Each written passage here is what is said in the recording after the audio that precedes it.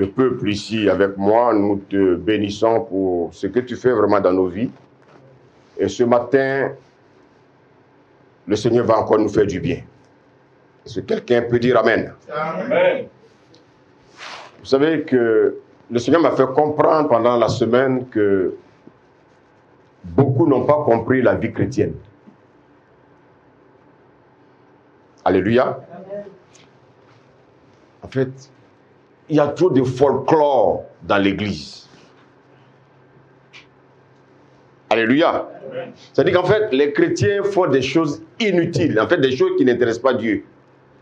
Mais en fait, c'est comme si on a l'impression que les gens font les choses pour se montrer, pour dire au monde qu'eux, ils existent. Mais au lieu de venir prêcher Christ, ils viennent se présenter eux-mêmes. Alléluia. Alléluia. Vous savez, la vie chrétienne, on dit la vie. C'est que c'est une vie. Alléluia. En fait, c'est une vie dans un corps qui est mort. Alléluia. Et quand vous regardez l'église, les gens disent qu'ils sont dans une église. Les gens disent que, ouais, bon, soit ils sont mariés. Mais quand vous arrivez dans le couple chrétien, il n'y a que des disputes. Il n'y a que des disputes. Pourquoi il n'y a que des disputes? Parce que les gens n'ont pas compris ce que c'est que la vie chrétienne. Les gens viennent à l'église. En fait, pour eux, l'église est comme une épicerie. Où on vient passer des commandes. Et puis on attend chez soi. Et puis Dieu envoie des anges nous distribuer nos demandes. Non, frères et sœurs, je veux que ce matin, tu te concentres. Alléluia. Les gens aussi, quand ça ne va pas dans leur vie, ils passent le temps à accuser les sorciers. Ils passent le temps à accuser les démons. Oui, c'est ma maman. Oui, c'est ma grand-mère. Oui, c'est mon père. Oui, c'est le frère de l'église. Oui, c'est la sœur tant. Non, frère, il faut que la mentalité soit transformée. Dis Amen. Amen. Les gens passent le temps à combattre les démons. Ils passent le temps à chasser des sorciers, à chasser les démons. Frère, ça c'est pas la vie chrétienne. Il y en a même qui ont constitué ce qu'ils appellent des ministères de délivrance. Le ministère de délivrance n'existe pas. J'ai dit, le ministère de délivrance n'existe pas. Amen. Ce sont les aventuriers qui font ces choses-là. Alléluia. Amen. On passe du temps à chasser les démons. Je vous pose la question. Comment quelqu'un qui est né de nouveau, on va chasser des démons pendant 4 ans, pendant 5 ans. Tous les jours, on doit chasser les démons. Mais en fait, c'est une injure à Dieu. C'est-à-dire qu'en fait, ce Dieu-là n'est pas puissant pour chasser les démons. Parce que je me fais comprendre ce matin. Ce matin, je vous laisse saluer. Je vous salue tous. Je salue tous ceux qui nous suivent. Et que ce message soit profitable pour chacun de nous. Alléluia. On va prendre le but dans 1 Pierre 4, verset 1. 1 Pierre 4, verset 1. Je remercie le Saint-Esprit qui nous a secoué un peu ce matin. Il faut qu'on soit vraiment réglo. Amen. 1 Pierre 4, verset 1. Ainsi donc, Christ ayant souffert dans la chair, vous aussi, armez-vous de la même pensée, car celui qui a souffert dans la chair en a fini avec le péché. Celui qui a souffert dans la chair en a fini avec le péché. Regardez ici, le Seigneur ne parle pas ici aux païens. Le Seigneur parle ici aux chrétiens. Donc en fait, il dit, celui qui a souffert dans la chair en a fini avec le péché. Est-ce que nous avons fini avec le péché? Est-ce que toi qui m'écoutes, tu as fini avec le péché? Est-ce que moi j'ai fini avec le péché? C'est la question que le Seigneur nous pose ce matin. Alléluia. Pourtant, nous disons que nous avons donné nos vies à Christ. Et Jésus dit qu'il est venu pour ôter les péchés. Il a paru pour détruire les œuvres de qui? Du diable. Alléluia. Mais s'il a ôté les péchés et ses conséquences, je veux parler par exemple des meurtrissures, je veux parler de la dépendance, je veux parler encore bien aimé des souillures. Comment se fait-il que le péché continue encore à dominer dans la vie de certains chrétiens?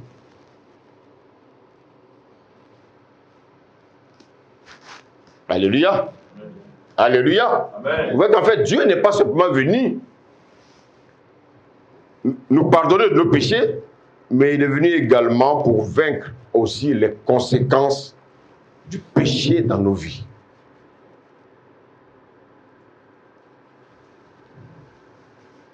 Alors, ce matin, je voulais que nous comprenions une chose. Pourquoi beaucoup ne vivent pas une vie chrétienne victorieuse?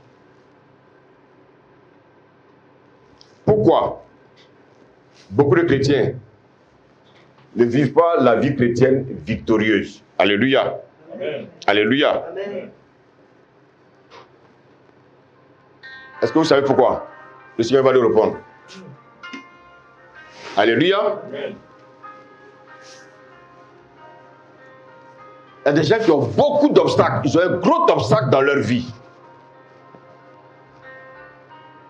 Amen. Amen. Alléluia. Amen. Et beaucoup de chrétiens souffrent. Ils souffrent. Mais cette souffrance, ils cachent cette souffrance. Alléluia. Amen. Et ce matin, comme je l'ai dit, Jésus est en train de parler à ceux qui disent qu'ils sont chrétiens. Vous savez, vous vous rappelez, nous avons déjà développé un peu ce qu'on appelle le péché, ce qu'on appelle les péchés. On a parlé aussi de ce qu'on appelle la nature du péché. Alléluia. Amen. Nous savons tous que Jésus, par son sang, nous a donné la victoire, non seulement sur le péché, sur les péchés, mais sur la nature du péché. Il y a quelqu'un qui aime la parole? Amen. Il y a quelqu'un qui aime la parole véridique? Amen. Nous, on n'est pas ici pour prêcher les bénédictions de la terre. On est ici, bien aimé, pour amener les gens vers Christ. On est ici pour que les hommes soient transformés. Dis Amen. Amen. C'est ça qui va valoir, bien aimé, ton enlèvement. Si tu n'écoutes pas ce que je te dis, si tu ne médites pas la parole de Dieu, comment tu peux prétendre être enlevé? Beaucoup pensent qu'ils seront enlevés, mais ils auront les yeux pour pleurer lorsque l'antéchrist va venir, bien aimé, les terroriser sur cette terre, parce qu'il arrive. Tout te prépare pour lui.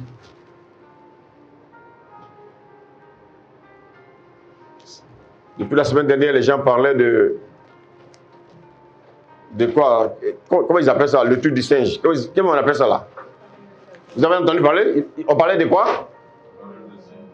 La variole des singes. Alors on nous dit que cette variole, il y a eu un cas en Afrique, un cas en Suède, et pour ça, les gens voulaient profiter pour encore confiner le monde entier. Pourquoi?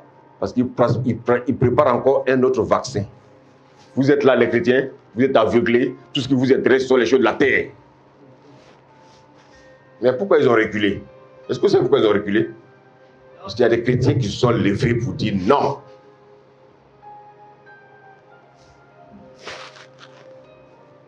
Il y a des gens qui ne sont même pas chrétiens, qui se sont levés, qui ont dit non.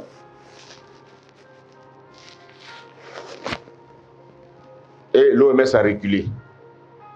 C'est pour ça qu'en tant que chrétien, il faut arrêter de balbutier. Il faut arrêter, bien aimé, d'être dans les choses qui ne sont pas importantes. Il faut te consacrer au Seigneur. Est-ce que quelqu'un me suit ce matin? Alors, je veux te dire qu'il y a une bénédiction que Dieu t'a donnée. Et cette bénédiction, on l'appelle la vie nouvelle. Alléluia. Mais malheureusement, je ne sais pas si je dois dire malheureusement, regardez bien, la Bible dit que Dieu descendait rencontrer Adam et Ève dans le jardin. Le diable est venu leur proposer, bien aimé, de manger l'arbre de la connaissance du bien et du mal. Mais la question qu'on peut se poser, mais le diable n'était pas encore entré en eux. Mais comment se fait-il qu'ils vont obéir au diable? Ça, les gens n'ont jamais posé cette question.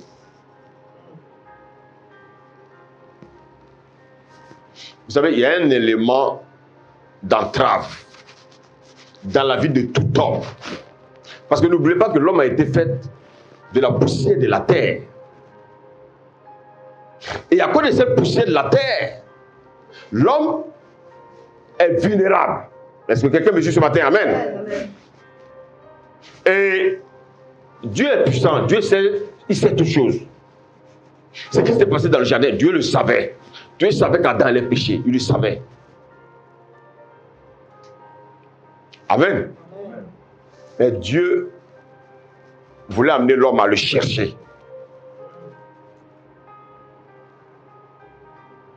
Quand tu aimes une femme, tu es régulièrement en contact avec elle, tu ne veux pas l'abandonner. Beaucoup qui draguent les femmes dans les rues. Pourquoi ils demandent le numéro de la fille? C'est parce qu'ils veulent la rencontrer. Elle a tapé dans son œil. Il y a eu comme le monde l'appelle, le coup de foudre. Et ce coup de foudre fait que ce gars, il devient fou. Tant qu'il n'a pas rencontré cette femme, il ne dort pas. Alléluia. Il va tout faire pour la chercher. Mais bien aimé, nous, on doit rechercher encore Dieu. Chaque jour, tu dois chercher Dieu. Dis Amen à ton voisin. Amen. Alors, qu'est-ce qu'on doit comprendre ce matin? Les gens passent leur temps, comme je l'ai dit, à prêcher la prospérité, la délivrance des démons, la prospérité, la délivrance des démons. Mais malgré cela, la vie des gens ne change pas. Ils ont toujours le même démon, d'après eux, et ils veulent s'enrichir, mais quand tu les regardes, ils s'appauvrissent encore plus. À force de courir derrière la richesse, les gens deviennent pauvres. Ça, c'est une question que je vous pose, mes seigneurs. Mais il y a des serviteurs qui enseignent la prospérité. Mais plus ils enseignent la prospérité, plus les enfants de l'église deviennent plus pauvres.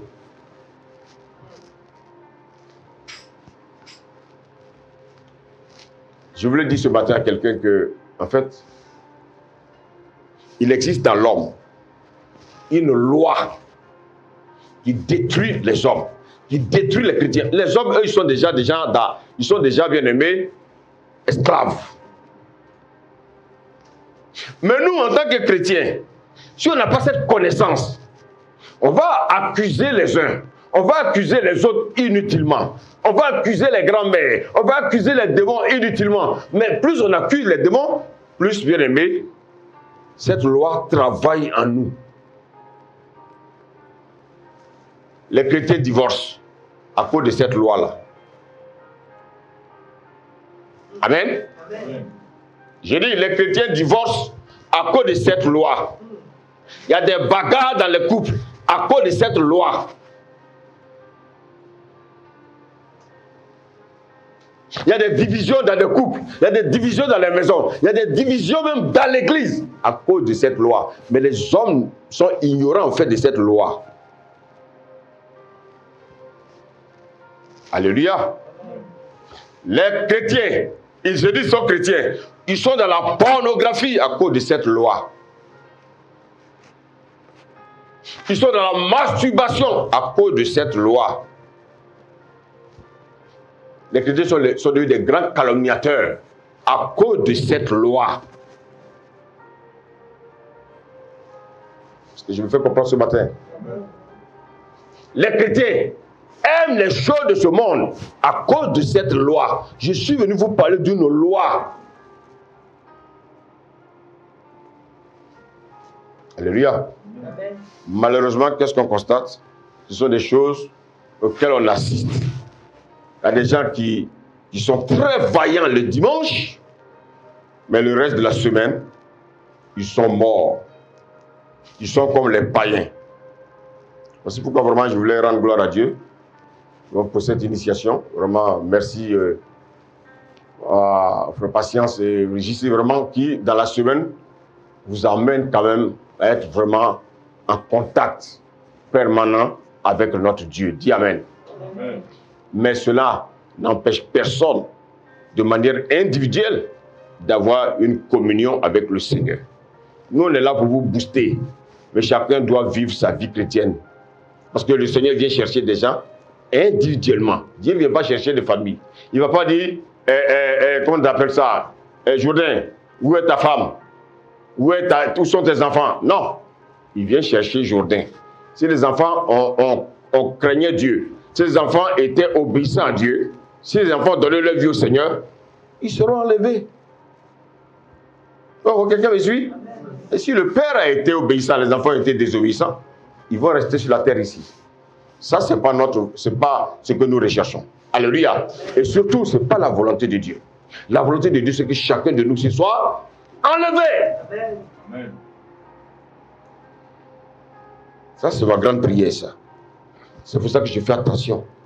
Là où je mets les pieds, je fais attention. Ce qui doit sortir de ma bouche, je fais attention, bien aimé, à ce que j'entends. Parce que voici les éléments que l'ennemi utilise. Il utilise nos 5 sens pour nous pousser à pécher. Est-ce que quelqu'un me suit ce matin? Je voulais dire que beaucoup de chrétiens souffrent par leur propre faute. On accuse tel, on accuse tel. Frère, non. Non. Ce n'est pas cette liberté-là que Dieu veut que nous ayons. Un chrétien qui est toujours dans la souffrance, un chrétien qui est toujours malade, si le Seigneur te permet dans une maladie, alléluia, en tant que chrétien, c'est que lui seul sait pourquoi il te maintient dans cette maladie. Je suis convaincu que vous avez la réponse. Si le Seigneur te maintient dans la pauvreté, il sait pourquoi il te maintient dans la pauvreté. Parce que le Seigneur sait que le jour où tu vas devenir riche, tu risques de perdre ton âme. À quoi sert-il à un homme de gagner le monde s'il doit perdre son âme? Dieu nous connaît. C'est pour ça qu'il y a des choses que Dieu ne donne pas. Il y a des choses auxquelles tu cries à Dieu. Dieu ne te donne pas. Parce que Dieu sait que s'il te donne, ça va te perdre. Quelqu'un me suit ce matin? Amen. Pierre dit, j'en ai fini avec le péché. Est-ce que cela veut dire qu'on ne peut pas commettre des erreurs? Non. Tant que nous vivons dans cette chair, nous allons commettre des erreurs. Quelqu'un me suit ce matin? Amen. Parce que la chair est encore là avec nous. Et le péché est encore existant sur la terre. Mais nous devons aspirer à vaincre le péché dans nos vies. Alléluia. Amen. Alléluia. Amen. Vous savez, ce message que je suis en train de vous prêcher, c'est une expérience aussi que j'ai vécue. Je disais que j'ai donné ma vie au chrétien, au Seigneur Jésus. Mais il y a des moments où je posais des actes. Il y a des moments où je faisais des choses, j'ai posé la question, j'ai dit, mais qu'est-ce qui se passe? Mais pourtant, j'ai donné ma vie au Seigneur. Alléluia. Mais c'est la même chose qui t'arrive. Mais pourquoi ça t'arrive? Pourquoi en tant que chrétien, tu vois, tu te surprends même de poser des actes bizarres. Tu te surprends même en train d'écouter la musique du monde.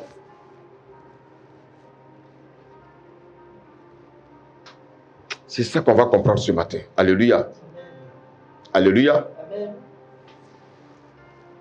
Vous voyez ce corps que vous voyez là? 8 ans de souffrance.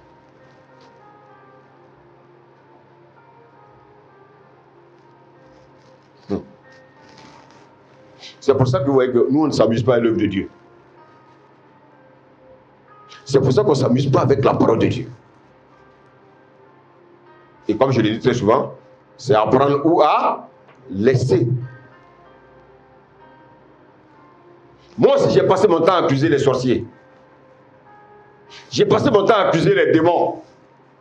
J'ai passé mon temps à accuser bien aimé tel ou tel ou tel. Mais j'avais oublié qu'il y avait une loi qui était en moi. Et cette loi, elle devait être vaincue. Mais comment la vaincre, cette loi? Alléluia. Amen. Alléluia. Amen. Il y avait en moi une puissance qui me poussait à faire des choses bizarres. Il y avait en moi une puissance qui me poussait à me comporter comme les païens. Une force qui te fait méditer comme pratiquer les choses que pratiquent les païens. Alléluia. Amen. Pourtant, tu dis que tu es chrétien.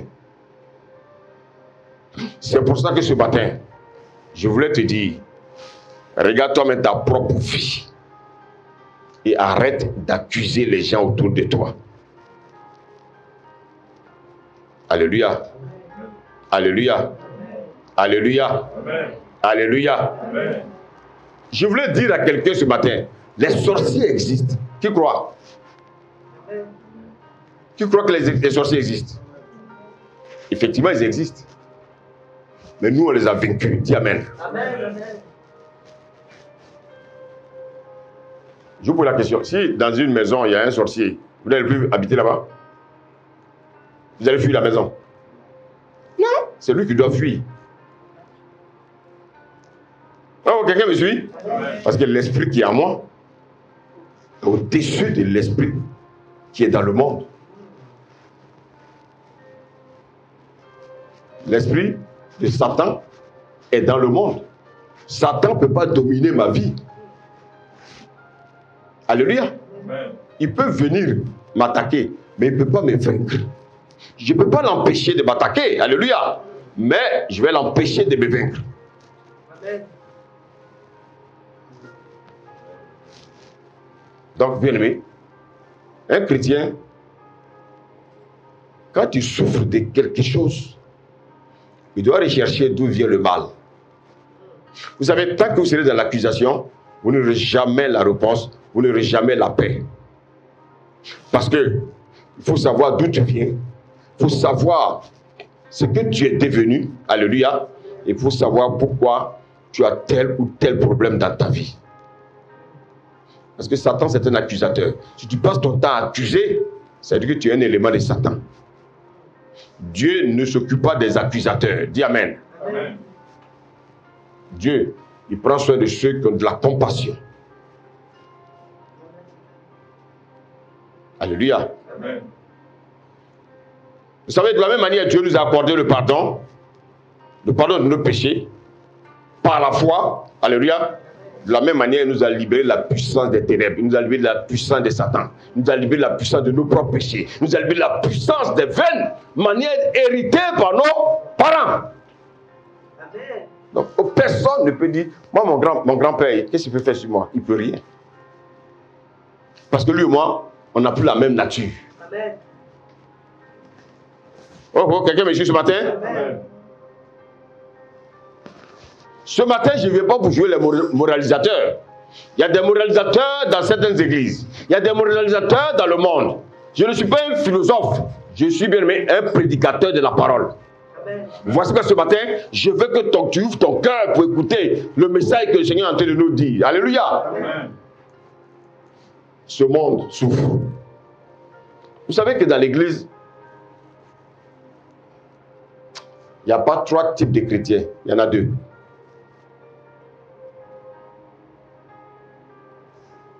Vous voulez les savoir? Amen. Est-ce que vous voulez les savoir? Amen. Il n'y a pas 3 types de chrétiens. Il y a 2 types de chrétiens. Et c'est ce que nous allons voir. Romains 7. On va lire du verset 14 au verset. Je veux qu'on suive tous. Et les étudiants, n'oubliez pas de noter, s'il vous plaît, ce que nous sommes en train de dire. C'est une prédication, mais vraiment un peu un enseignement. Amen. Donc,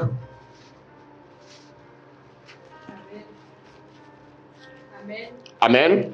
Car tous ceux qui sont conduits par l'Esprit de Dieu sont fils de Dieu.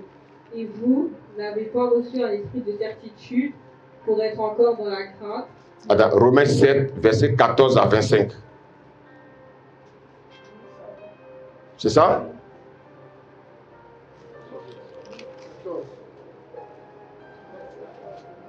Non. Nous savons en effet que la loi est spirituelle.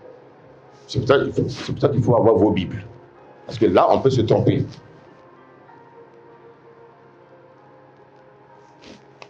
Lis ce qui est écrit là. Là. Amen. On y va? Amen. Nous savons en effet que la loi est spirituelle, mais moi je suis charnel, vendu au péché. Donc vous voyez qu'en fait, ici, Paul parle. Mais Paul en fait se réfère de ce qui s'est passé dans le jardin. Comment Adam a fait pour pécher? Pourtant Adam est de Dieu. Mais comment il a fait pour pécher? Dieu venait le voir tous les soirs. Il était dans la méditation chaque soir. Chaque jour, il méditait la parole. Mais comment se fait-il que Adam a péché? Continue ma fille. Car je ne sais pas ce que je fais, je ne fais pas ce que je veux, et je fais ce que je hais. Oui, il dit, je ne fais point ce que je veux, mais je fais ce que je hais. Continue.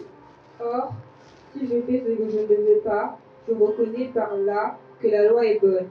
Et maintenant, ce n'est plus moi qui le fais, mais c'est le péché qui habite en moi.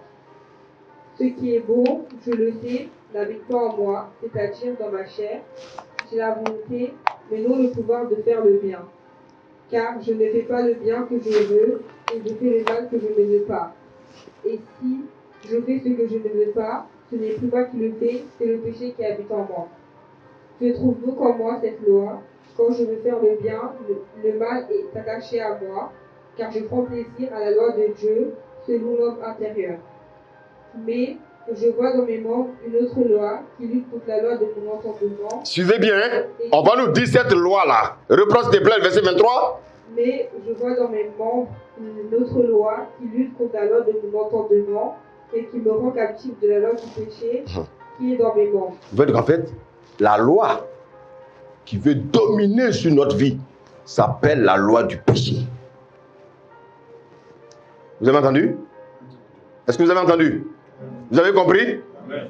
Il y a une loi qui est en moi, qui lutte contre la loi de mon entendement. C'est la loi du péché. Continue.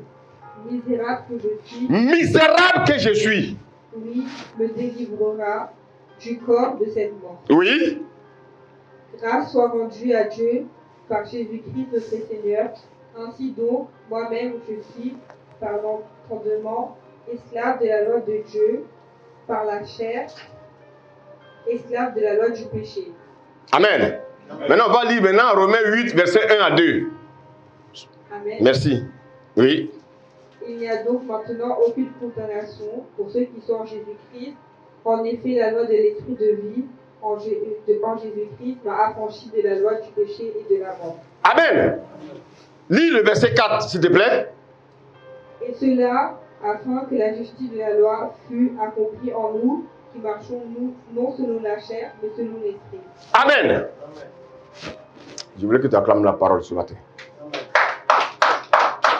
Je voulais que tu acclames la parole ce matin.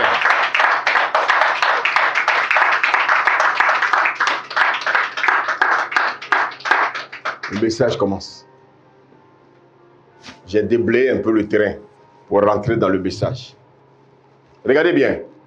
Ici, je vous ai dit tout à l'heure que dans l'église, il y a deux types de chrétiens.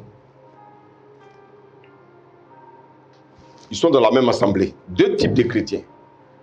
Mais en général, dans toutes les églises, il y a deux types de chrétiens. Il y a un qui est dans le combat. Il est dans un combat contre la loi du péché et de la mort. En fait, cette loi a une grande influence sur lui. Cette loi domine sa vie. Regardez ce qu'il a dit au verset 21. Il dit, je trouve donc en moi cette loi.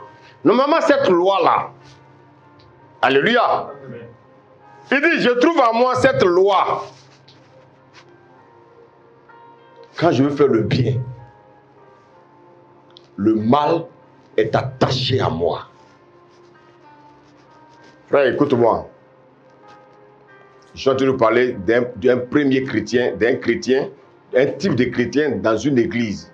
Quelqu'un qui adore le Seigneur, quelqu'un qui a donné sa vie, quelqu'un qui a été baptisé, quelqu'un bien-aimé, qui aime Dieu. Je ne parle pas d'un païen, je suis en train de parler de quelqu'un qui aime Dieu. Mais quand il veut faire il pense à faire le bien. Mais c'est le mal qu'il fait. C'est pas un païen, hein? Alléluia. Amen. Je suis en train de parler d'un chrétien. Quelqu'un qui connaît même la parole. Peut-être même qui prêche. Il est même prédicateur de la parole. Il est évangéliste, il fait tout. Alléluia. Amen. Mais, quand il pense à faire le bien. Mais quand il voit la personne, il fait le mal à la personne. Alléluia. Amen. Alléluia. Amen. Il a des sentiments. Il veut plaire à Dieu. Il fait des choses même pour plaire à Dieu. Mais, il veut faire le bien. Il veut aimer ses frères. Il veut aimer ses sœurs. Il veut même faire du bien. Quand il voit les personnes malades, il veut les aider. Quand il voit les pauvres, il veut intervenir dans leur vie. Mais, il y a une force en lui qui lui dit non, ne fais pas le bien. Fais le mal.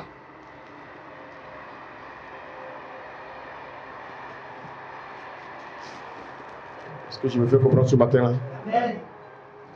Frère, je suis pas ici, là, c'est pas une affaire de démons, hein. On chasse les démons dans tous les carrefours, là. Les démons n'ont aucune puissance sur nous. Je suis en train de parler d'une loi qui te domine. Je suis en train de parler de la loi qu'on appelle la loi du péché. La loi du péché qui domine dans ta vie. La loi du péché qui domine dans ta vie. C'est d'elle que je suis en train de parler. Alléluia. J'ai dit que dans l'église, il y a deux types de chrétiens. Il y a ceux-là, de Romains 7, et puis il y a les chrétiens de Romains 8. Il veut faire le bien. Mais quand il voit la personne, il fait le mal. Pourtant, il dit qu'il a rencontré Jésus, il parle en langue, il prophétise. Alléluia, amen. Alléluia, alléluia. Amen. Il a des dons spirituels, mais il ne peut pas faire le bien. Il pense seulement à faire le mal. Il dit, bon, écoute, j'ai prévu quelque chose pour Maubert là. J'ai fait un paquet pour lui. Je vais lui remettre le paquet. Mais quand il voit Maubert, il y a quelque chose en lui. Il dit, non, ne donne pas ce paquet. Et il prend le paquet, il retourne chez lui. Bien aimé, c'est une loi qui est en toi. C'est pas... Moi, je vous dis, j'ai dit, depuis un moment, Dieu m'a fait comprendre que aucun sorcier ne peut te vaincre. Amen. Regardez-moi bien, regardez-moi. Aucun. S'il veut, il n'a qu'à venir 2000 se coucher sur mon lit. Je vais ronfler. Amen. Parce que je sais en qui j'ai cru. Dis Amen. Amen. Un sorcier va venir me vaincre? Comment? Attends. Le Seigneur dit qu'il m'a transporté du royaume des ténèbres pour m'amener dans le royaume des cieux, dans le royaume de son Fils. Comment le diable va venir m'attaquer? Il va faire comment? Comment il va venir me vaincre? Il va faire comment? Alléluia! Amen. Alléluia! Amen. Il y a une loi. Il y a une loi en toi. Il y a une loi en toi. Il y a une loi en toi qui veut te dominer. Vous voyez donc, le chrétien de Romains 7, alléluia, amen. Il veut faire le bien, mais il fait le mal. Mais pourtant, il est dans l'église. Il écoute la parole de Dieu. Il chante des cantiques. Mais en lui, il y a une force qui le domine. Maintenant, regardez le chrétien de Romains 8. Alléluia. Alléluia. Lisons le verset 2. Regardez ce qu'il dit. En effet, la loi de l'esprit de la vie en Jésus-Christ m'a affranchi de la loi du péché et de la mort. Regardez le deuxième chrétien. Alléluia. Amen. Alléluia. Amen. Regardez la différence qu'il y a entre les deux. Lui, il a compris qu'il y a une loi qui est en lui, qui doit vaincre la loi du péché. Alléluia. Il dit qu'il a été affranchi en Jésus. Je suis en train de manifester, bien-aimé, C'est-à-dire, ce message-là, bien aimé, c'est un message que toutes les églises doivent écouter. Le Seigneur me dit, va leur parler. Il y a beaucoup qui n'ont pas compris. Il y a trop d'amusement dans les églises. Les chrétiens sont clopins, ils n'aiment pas la vérité. Ils aiment le mensonge. On va leur parler de prospérité. Frère, depuis qu'on te parle de prospérité, là, tes poches sont vides. Alléluia. Amen. Regardez, le chrétien, le deuxième type de chrétien, lui, il a compris que la loi de Christ l'a affranchi. Alléluia. Amen. De la loi du péché.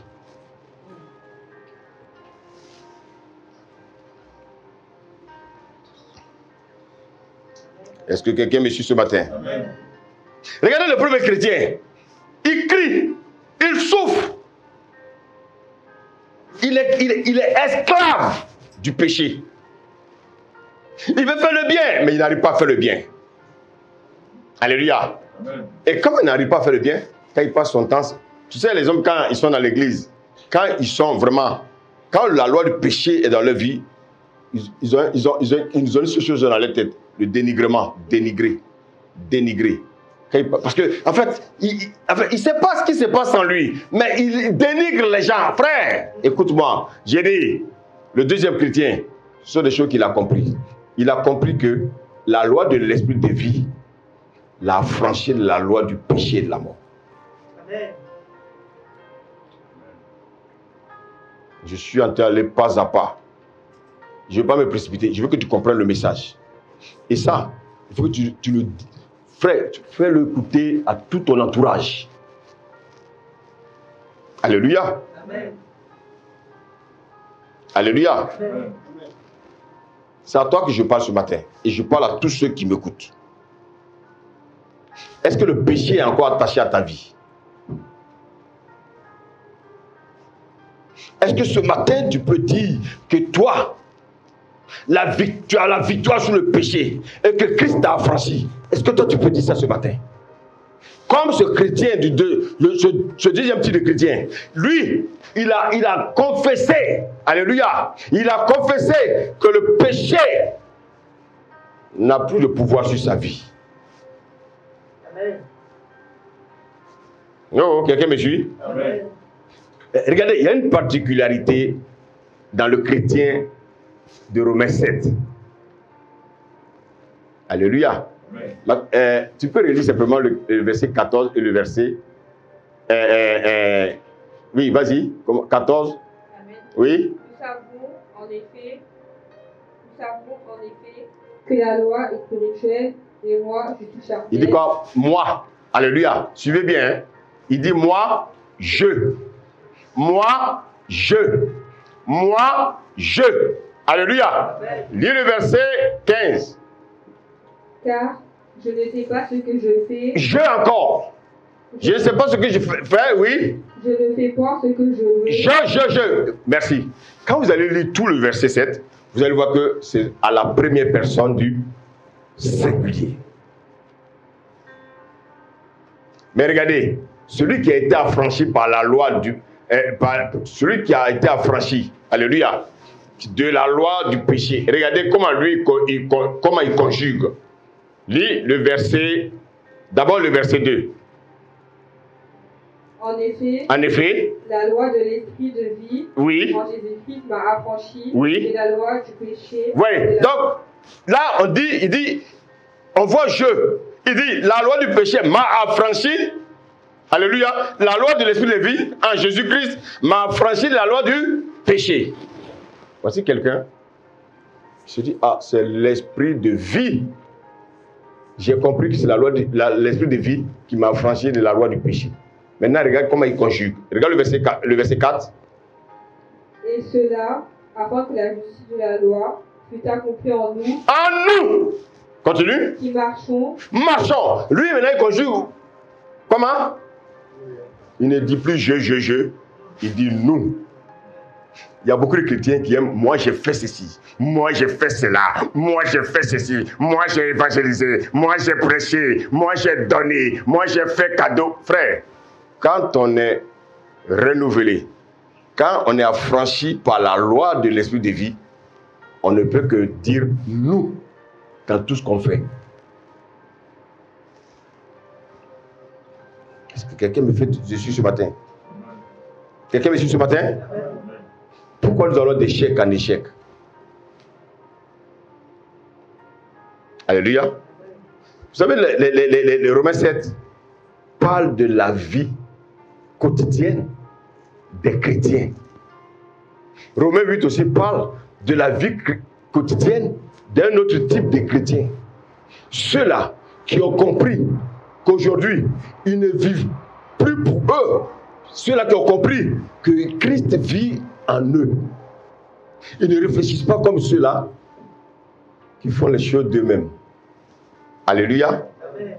Alléluia. Amen. Pourquoi les gens vont de frustration en frustration? Il va dans une église, il est frustré. Il va dans une autre église, il est frustré. Il va aller dans la troisième église, il est frustré. Il va aller dans la quatrième église, il est frustré. Parce qu'en fait, il n'a pas compris que ce n'est pas une affaire de bâtiment, alléluia, mais c'est une affaire de parole qu'on doit accepter.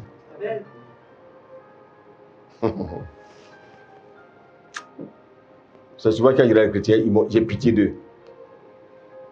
Moi, je ne perds plus mon temps à certaines choses. Est-ce que vous savez pourquoi? Quand le Seigneur m'a révélé cette vérité, je me suis dit, mais j'ai perdu le temps pour rien. Quelqu'un qui ne vient pas à l'église, ne coupe pas derrière la personne. Dis Amen. Amen. Dis Amen. Hein? Amen. Non. Mais il y a une loi qui domine cette personne-là. Toi, tu ne peux pas enlever cette loi. Alléluia. Amen. Quand tu regardes, c'est-à-dire, au lieu d'avoir de la compassion pour les gens, il y a ce qu'on appelle l'inhumanisme qui t'anime par rapport à cette personne. Au lieu d'aimer la personne, il y a une haine qui te pousse à haïr cette personne. Pourtant, tu es chrétien. Peut-être même que tu parles en langue. Alléluia. Alléluia. Au lieu de faire l'apologie de ton frère, toi tu passes ton temps à l'accuser.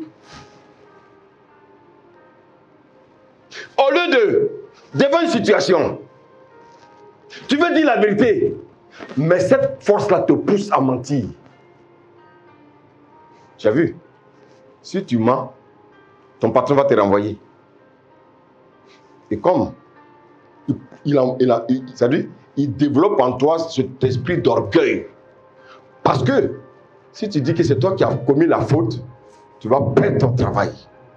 Pourtant, tu es chrétien, tu ne dois pas mentir. Mais devant ton chef, tu as envie de lui dire la vérité, mais cette force te pousse à mentir parce que tu veux garder ta dignité. Oh, quelle dignité alors? Un digne qui ment, c'est pas indigne.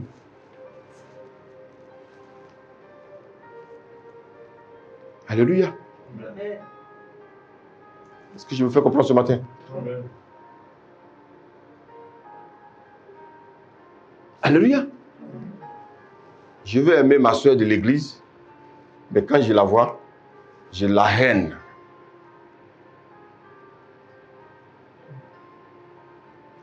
Alléluia. Quand je retourne chez moi, je dis, mais je n'ai pas embrassé ma soeur. Quand tu la vois, tu la repousses.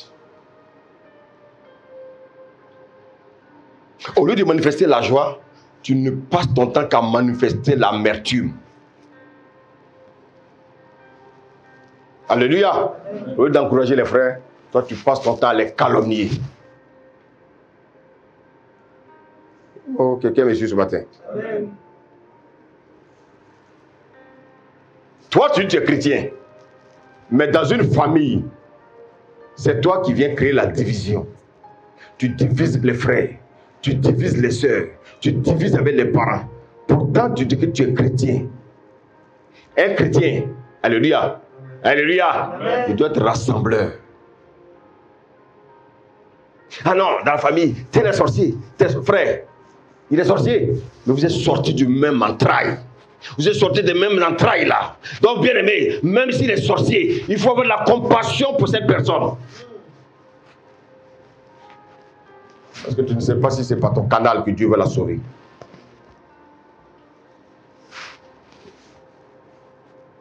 Et regardez le comportement des chrétiens. Alléluia. Regardez comment, quand ils voient les païens, regardez comment ils se comportent avec les païens. Alors là, si encore on leur dit que cette personne est sorcière ou bien sorcière, il ne peut même pas manger dans la même assiette avec cette personne-là. Oh, il va m'envoûter, il va m'envoûter. Mais l'esprit qui est en toi, au-dessus de l'esprit de celui qui va t'envoûter, mais toi, envoûte-le premièrement. Amen. Tu as aussi un esprit d'envoûtement là. Tu peux aussi l'envoûter. Envoûte cette personne avec Jésus-Christ. Amen. Toujours des défaitistes. Et on fait croire que le Satan est plus puissant que Christ. Honte à vous, chrétiens. Alléluia. Amen. Alléluia. Amen. Au lieu de créer le rassemblement, au lieu de créer la joie dans les familles, il y en a qui viennent qui créent des disputes. C'est comme dans l'église. Il dit qu'ils sont chrétiens. Au lieu de créer, bien aimé, le rassemblement, ils viennent, qu'est-ce qu'ils font? Ils créent des disputes entre les frères. Et c'est eux qui parlent la langue. Alléluia. Au lieu d'avoir des bonnes paroles qui sortent de la bouche, ils n'ont que des mauvaises paroles qui sortent de leur bouche. Ils sont chrétiens, ils sont dans l'église, ils prophétisent, ils donnent même des révélations. Bien aimés, écoutez-moi bien ce que je suis en train de vous dire. Ils sont assis dans les églises. Mais c'est eux qui créent les esprits de dispute. C'est eux qui ont des mauvaises paroles qui sortent de la bouche. Ah, toi là, tu ne vas pas réussir, hein? Qui es-tu pour dire à ton semblable que tu ne vas pas réussir? Tu es Dieu. Tu es Dieu. Même Dieu ne maudit pas ses enfants.